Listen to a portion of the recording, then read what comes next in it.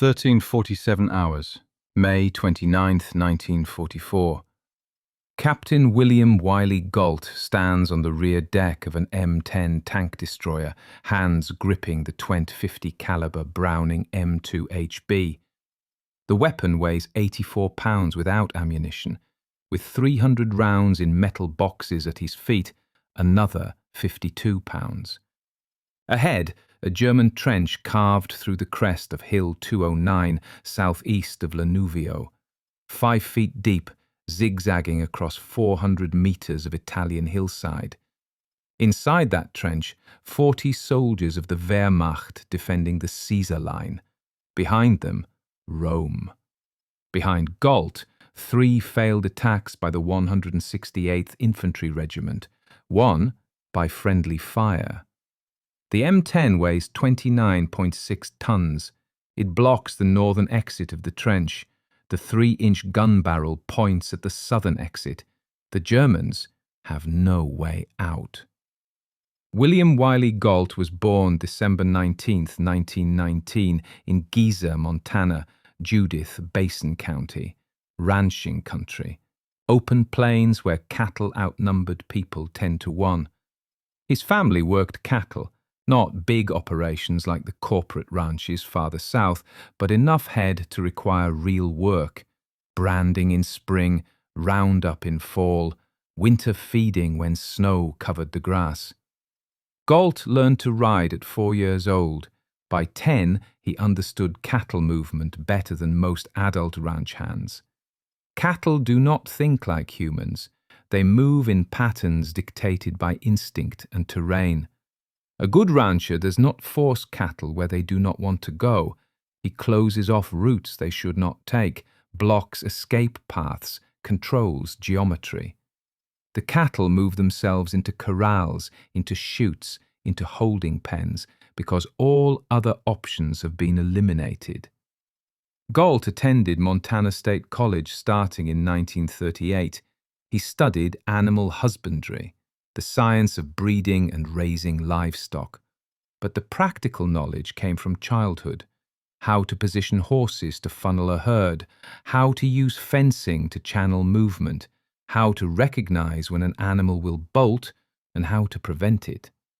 He joined ROTC in 1940, Army Reserve Officer Training Corps, not because war seemed likely, though Europe was already burning, because it paid a small stipend and Galt needed money. He was commissioned as a second lieutenant on June 25, 1942, 6 months after Pearl Harbor. He reported to Fort Lewis, Washington for basic infantry training. The instructors taught tactics from manuals written after World War I, frontal assaults, artillery preparation, bayonet charges. Nothing about jungle warfare. Nothing about fighting an enemy that refused to surrender. Galt requested assignment to a unit deploying to the Pacific. He got the 34th Infantry Division, 168th Infantry Regiment, 1st Battalion. The division had been activated in February 1941. By November 1942, they were in North Africa. By June 1943, they were in Italy. Galt arrived in Italy in November 1943 as a first lieutenant. He was assigned as Assistant S3, Operations Officer, staff position. His job was to coordinate battalion movements, plan attacks, analyze intelligence reports. He worked from a command post 500 to 1,000 meters behind the front lines. S3 officers do not lead assaults. Company commanders do that. Captains and first lieutenants commanding 120 to 180 men. The S3 plans, company commanders execute. That is doctrine. By May 1944, Galt had been promoted to captain and was serving as the Battalion S3. He had participated in planning for operations at Monte Cassino, at the Rapido River, at Anzio. He had never personally led men in direct combat. That was about to change. The M10 Tank Destroyer was designed to kill German tanks, not to support infantry assaults.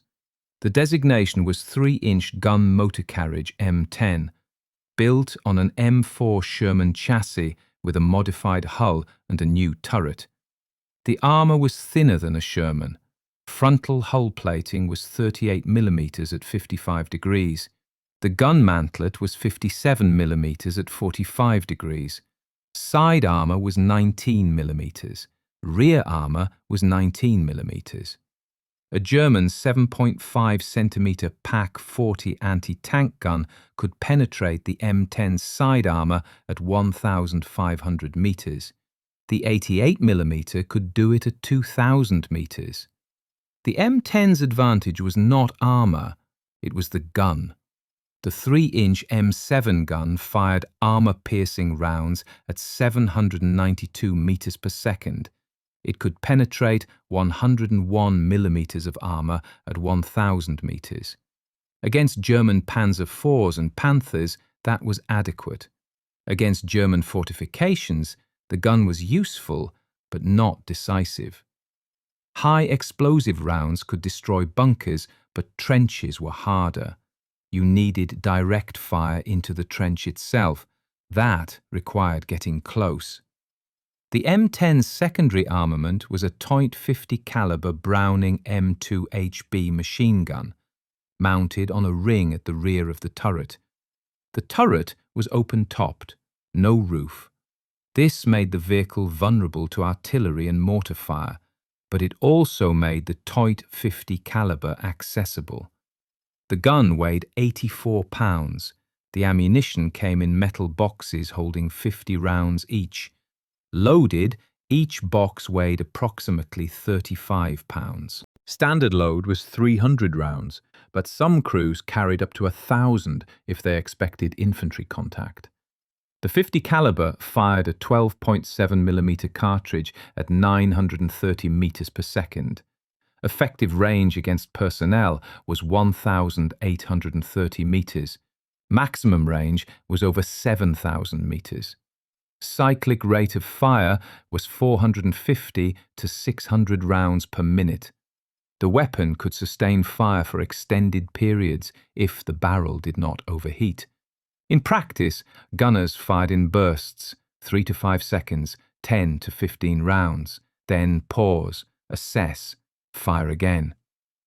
The German defences at Villa Crocetta were part of the Caesar Line, the last German defensive position before Rome.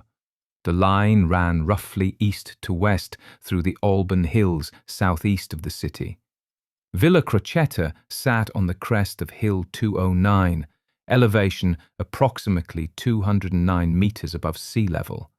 The hill overlooked the valleys to the north and east. German engineers had fortified the position over several months. They dug trenches 5 to 6 feet deep, not straight lines, zigzag patterns.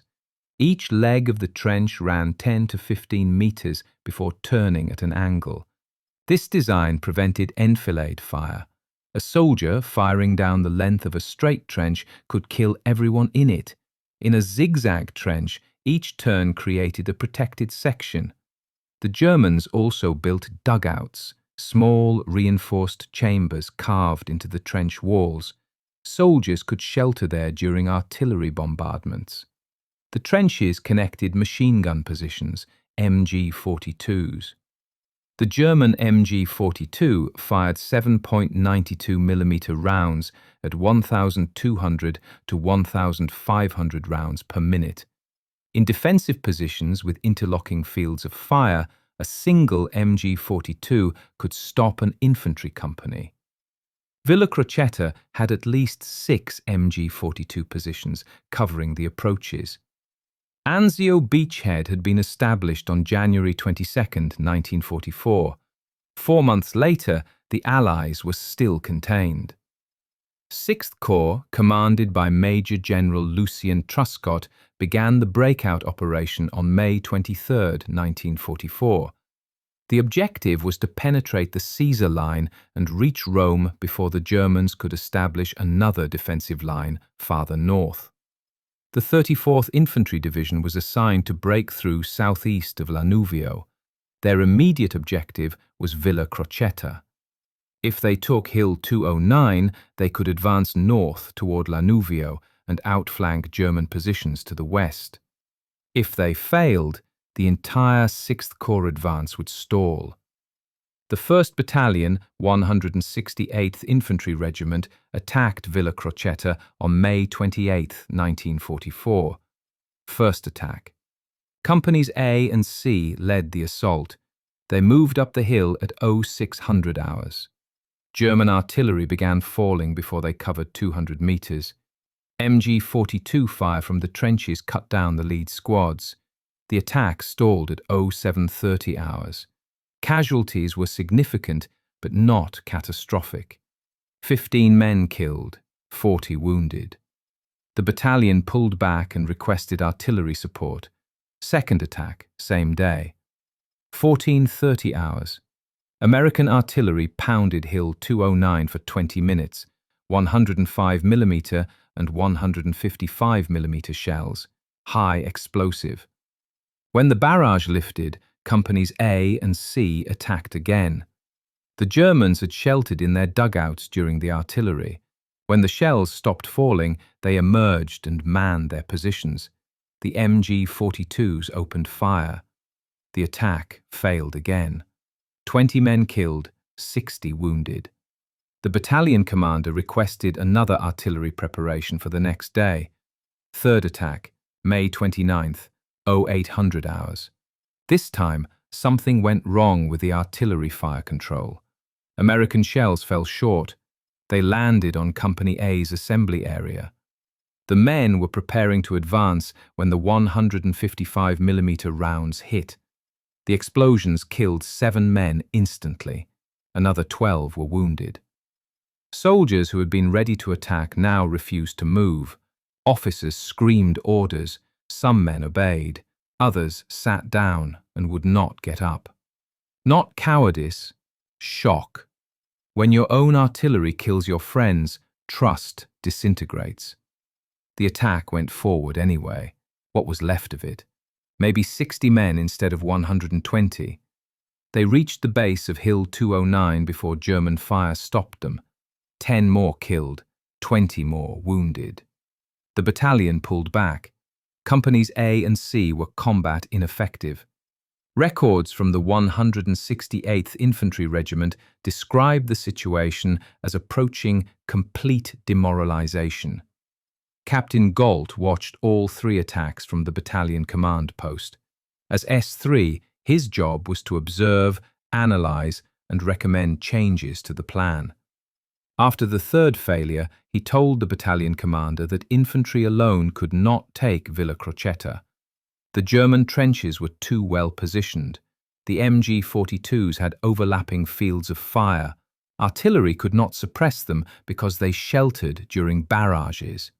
The only way to neutralize the trenches was direct fire from a vehicle that could get close enough to engage the German soldiers inside. Tank destroyers could do that. The battalion commander agreed.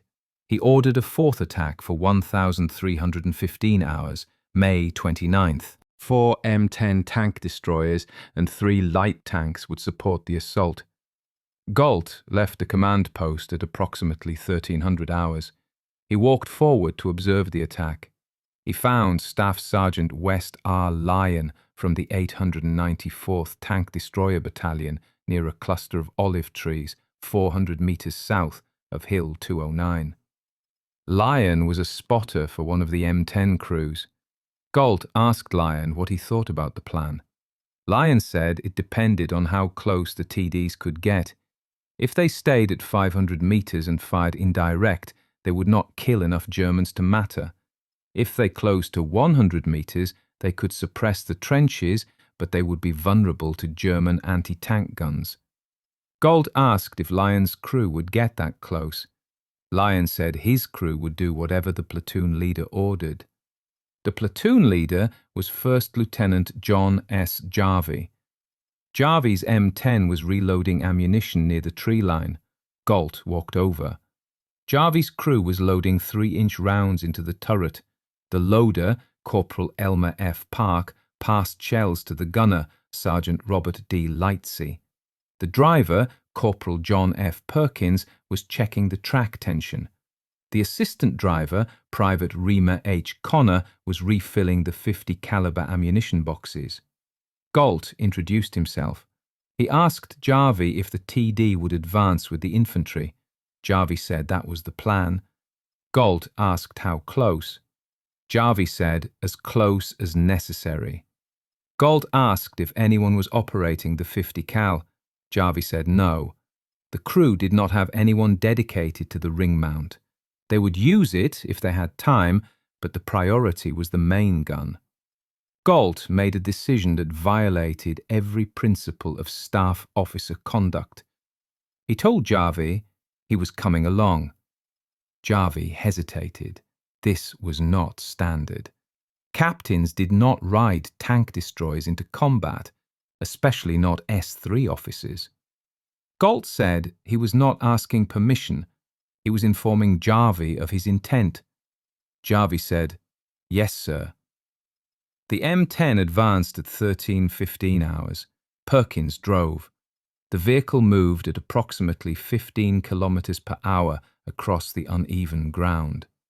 Galt stood on the rear deck behind the turret. His hands gripped the 50 caliber. The ammunition boxes were at his feet. 3 boxes, 150 rounds.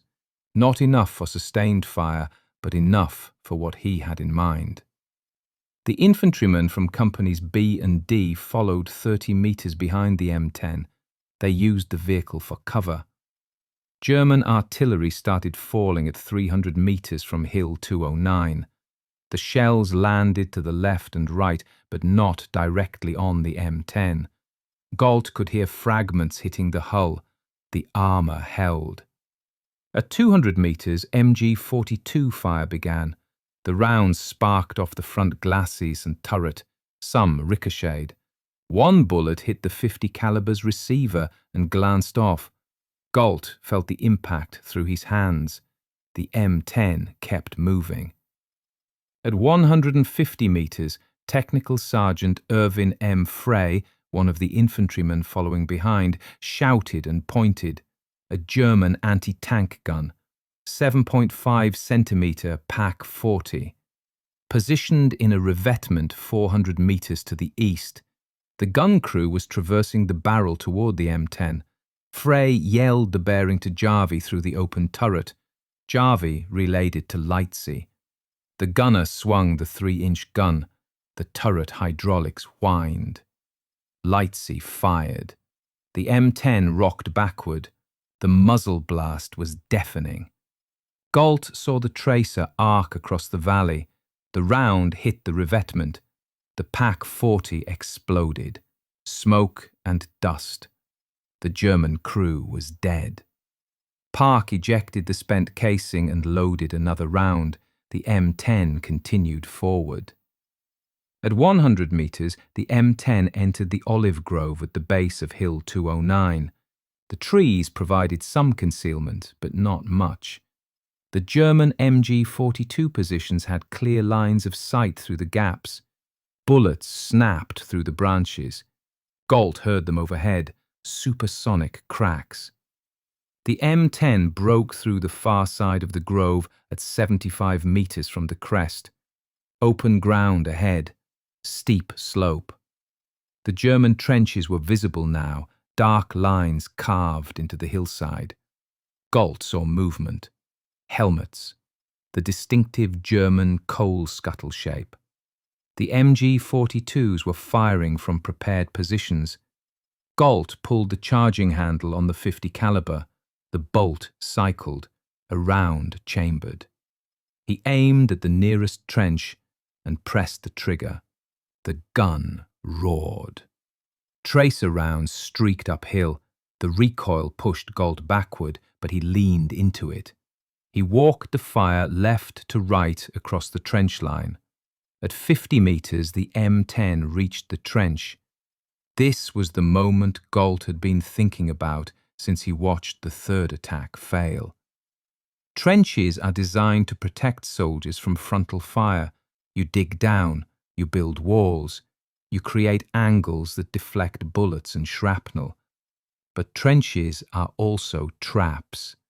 If the exits are blocked, the soldiers inside cannot escape. And if someone gets above the trench with a weapon that fires down into it, the soldiers inside have no cover. The M10 stopped at the edge of the trench. The vehicle's length was 6.83 meters. The width was 3.05 meters. The trench was approximately 0.7 meters wide at the top. Galt told Perkins to position the M10 perpendicular to the trench. Perkins manoeuvred. The tracks crushed the dirt at the trench's edge. The hull of the M10 now blocked one section of the trench. 29.6 tons of steel. The Germans inside that section could not get out. The 3-inch gun barrel pointed down another leg of the trench. Any German trying to escape that way would be in the gun's direct line of fire. Galt stood on the rear deck with the .50 caliber pointed straight down into the trench. He could see them. 40 men, maybe more. Feldgrau uniforms, Stahlhelm helmets, rifles, a few Panzerfaust anti-tank weapons, but those were useless at this range. The Germans were packed into a 50-meter section of trench. The zigzag design that had protected them from frontal fire now worked against them. They could not maneuver, could not spread out, could not find cover. Galt shouted in English. He did not speak German. He shouted, "Surrender!" Some of the Germans looked up. A few raised their hands. Others tried to climb the trench walls. Then an MG-42 from another position opened fire. The rounds hit the dirt near the climbing Germans. They dropped back into the trench. Someone was shooting at them from behind, a German officer or NCO enforcing discipline. The soldiers in the trench were trapped between the M10 above and their own machine gun behind. Galt did not shout again. He pressed the trigger. The .50 caliber fired at 500 rounds per minute. Galt fired in bursts. 5 seconds, pause. 5 seconds, pause. The gun barrels swept the trench. The 12.7mm rounds penetrated sandbags, wood, flesh. At this range, less than 10 meters straight down, the bullets went through one body and into another. The noise was constant. The mechanical hammer of the gun, the clatter of spent casings hitting the M10's deck, the impacts in the trench. Galt could not see clearly through the smoke and dust, but he did not need to. The geometry was simple. The trench was a fixed space. The bullets filled that space. There was nowhere to hide. After 90 seconds, Galt stopped firing. The barrel was hot. Smoke rose from the receiver. He looked down into the trench. No movement. No sound except the ringing in his ears. 40 Germans dead. Galt did not count them. That number came later from the infantrymen who entered the trench after the M10 moved forward. The bodies were piled in the bottom of the trench. Some had been hit multiple times. Some had been crushed by falling comrades. A few had died trying to climb out. The M10 had been stationary for approximately 3 minutes. That was too long. Galt knew it. So did Jarvie. The lieutenant ordered Perkins to move. The M10 advanced another 20 meters up the hill toward the villa itself, but the Germans had already responded.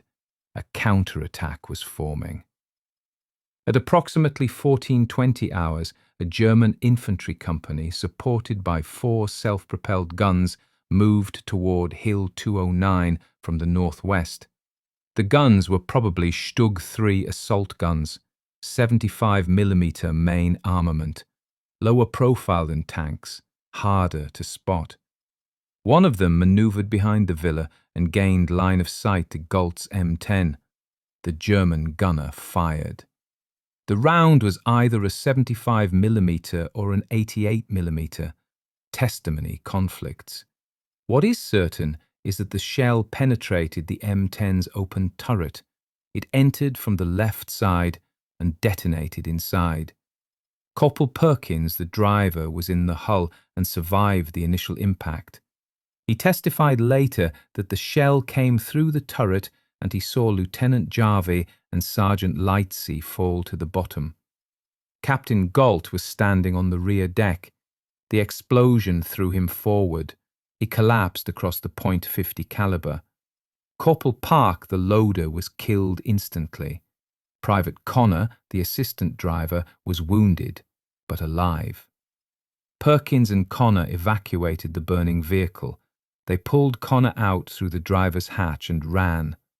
They did not retrieve the bodies. The M10 was burning. Ammunition inside began to cook off. The vehicle was a total loss. Captain William Wylie Galt was 24 years old. He had been in Italy for 6 months. He had been in the army for 2 years. He had grown up on a ranch in Montana, learning how to control cattle by controlling geometry. On May 29, 1944, he applied that principle to a German trench. He positioned a 29.6-ton tank destroyer to block escape routes, and then used a .50 caliber machine gun to kill every soldier trapped inside. 40 men in approximately 3 minutes. Then a German shell killed him. The tactical result was mixed.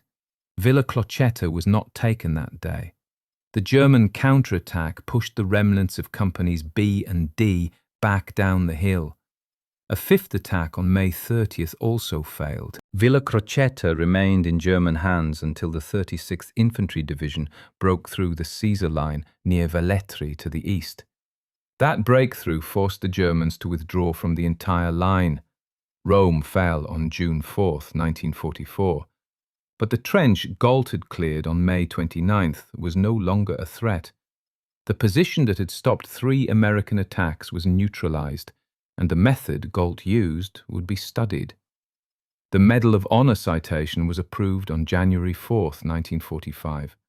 The award was presented on February 19th, 1945, at Great Falls Army Air Base, Montana. Galt's widow, Patricia, received the medal from Brigadier General Dale V. Gaffney. A Soviet general, I.A. Abraskov, attended the ceremony, symbolic of the Allied coalition. Patricia Galt was 24 years old. She and William had been married for less than a year before he deployed to Italy. She never remarried. She kept the medal in a display case in her home in Great Falls until her death in 1987. The medal is now held by Galt's extended family. The citation text contains several inaccuracies. It states there were 2 unsuccessful attacks before Galt's action. There were 3. It states the lone remaining tank destroyer advanced. 3 tank destroyers and 2 light tanks reached the objective. It describes Galt manning a .30 caliber machine gun in the turret. He used a .50 caliber on the rear deck. It claims Galt located and directed fire on the anti-tank gun. Technical Sergeant Frey spotted the gun. These errors are documented in after-action reports and witness statements. They do not diminish Galt's actions. They reflect the chaos of combat and the imperfect process of gathering testimony weeks or months after the event. Galt's tactics were unconventional, but not unprecedented. Tanks had been used to suppress trenches in World War I, but those were static trench systems fought over months or years. The mobile warfare of World War II required different approaches. Galt's innovation was recognizing that a tank destroyer designed for long-range anti-tank combat could be used for close-range infantry support if the crew was willing to accept the risk. The M10's open turret, a vulnerability against artillery, became an advantage. It gave Galt unrestricted access to the .50 caliber. He did not have to aim through a periscope or rely on someone else to direct fire. He could see the trench directly and engage immediately. The principle Galt applied was geometry. He learned it on Montana ranches. Cattle move in predictable patterns when their options are limited. If you block the routes they prefer, they take the routes you leave open. If you block all routes, they stay where they are. The Germans in the trench had three options: exit through the section blocked by the M10's hull, exit through the section covered by the 3-inch gun, stay in the trench under the 50 caliber. All three options were fatal. The Germans chose to stay, either because they believed surrender would be punished by their own officers or because they hoped the American vehicle would move. It did not move. Galt fired until the ammunition box was empty. Then he loaded another box and fired again. When he stopped, the trench was silent. After the war, the US Army studied the action at Villa Crocetta. Tank destroyer doctrine was modified. The M10 and its successor, the M36, were increasingly used for infantry support in the final year of the war. The tactic of using a heavy vehicle to physically block enemy positions while engaging with secondary armament became part of the instruction at Fort Benning. Galt did not create this tactic, but his application of it at Villa Crocetta provided a clear example of its effectiveness. The fact that he died in the process underscored the risks. Tank destroyers were not designed for close combat. Their thin armor and open turrets made them vulnerable.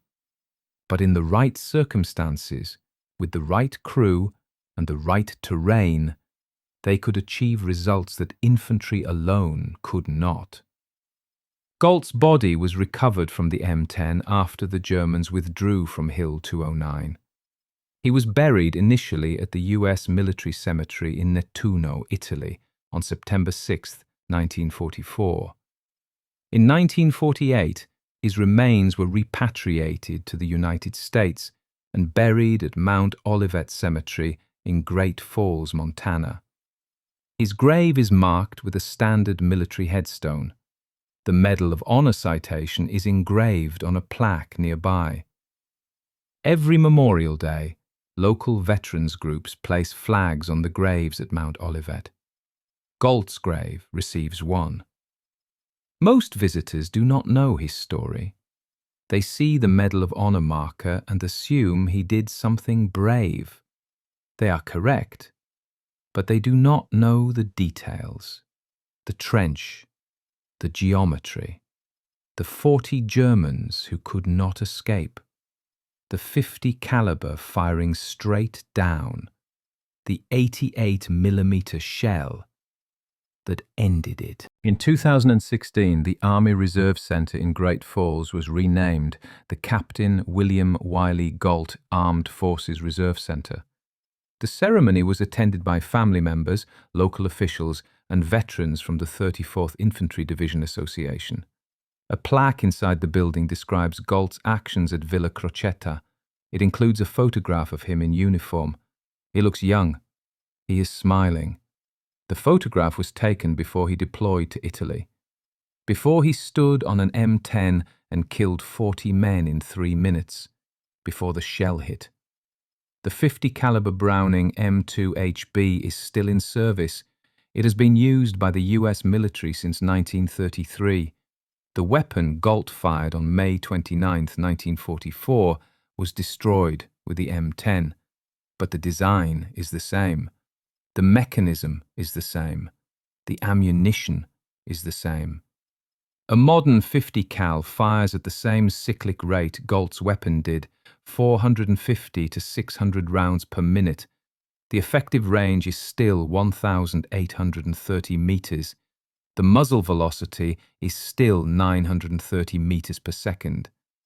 If a soldier today mounted a 50 cal on a vehicle and fired down into a trench at 10 meters range, the result would be identical to what happened at Villa Crocetta. The weapon does not know who it kills or why. It only knows the geometry, the angle, the target, the trigger. Galt's story is not widely known.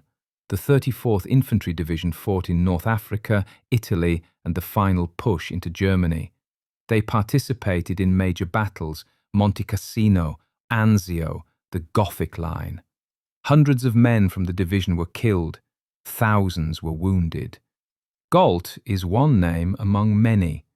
His Medal of Honor makes him notable, but the details of his action are buried in after-action reports and witness statements archived at the National Archives in College Park, Maryland. Researchers studying the Italian campaign occasionally find his name. They read the citation. They note the discrepancies. They move on.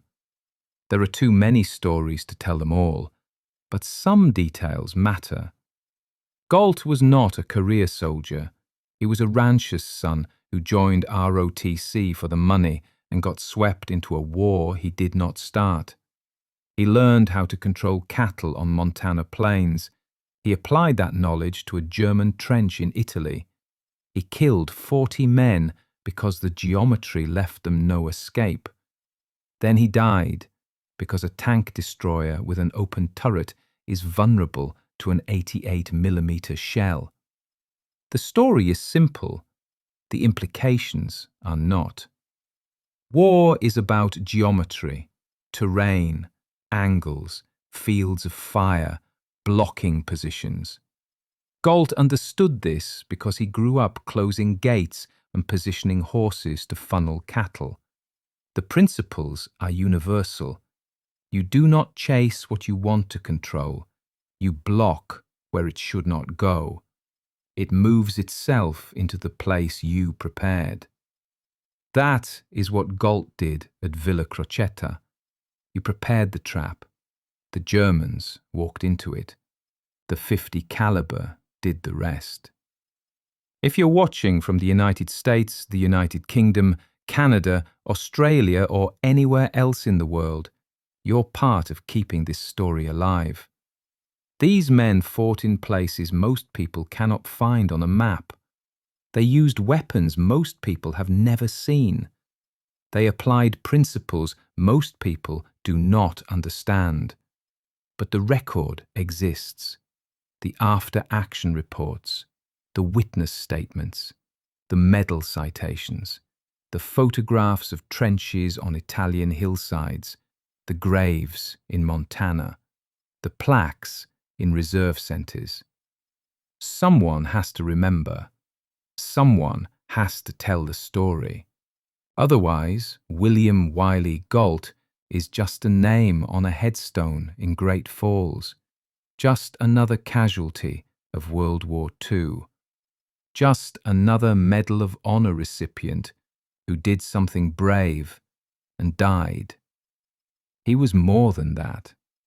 He was a man who understood geometry, who saw a trench full of Germans and recognized it as a cattle chute with no exit, who positioned a tank destroyer to block the routes and fired a machine gun until nothing moved, who saved the lives of American infantrymen who would have died in a fourth or fifth assault on Hill 209, who proved that experience on a Montana ranch could teach tactical principles the army had not written into doctrine, who died at 24 years old with his hands on a .50 caliber, with 40 dead Germans in a trench below him, with an 88mm shell fragment in his chest.